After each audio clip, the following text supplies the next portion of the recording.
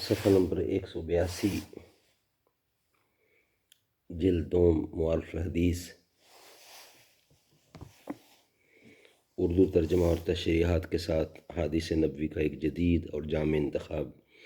معارف الحدیث، تالیف مولانا محمد منظور نعمانی رحمۃ اللہ۔ نحمده ونصلی علی رسولہ الکریم، بسم اللہ الرحمن الرحیم۔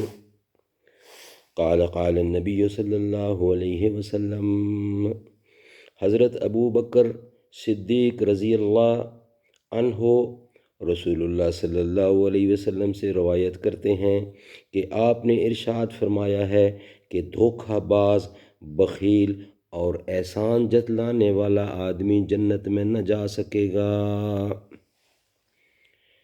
دھوکہ باز، بخیل اور احسان جتلانے والا آدمی جنت میں نہ جا سکے گا۔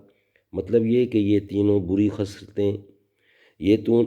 بری خصلتیں دھوکہ بازی، کنجوسی اور احسان کر کے جتانا ان خطرناک اور تباہ کن عادات میں سے ہے جو جنت کے راستے میں رکاوٹ بننے والی ہیں۔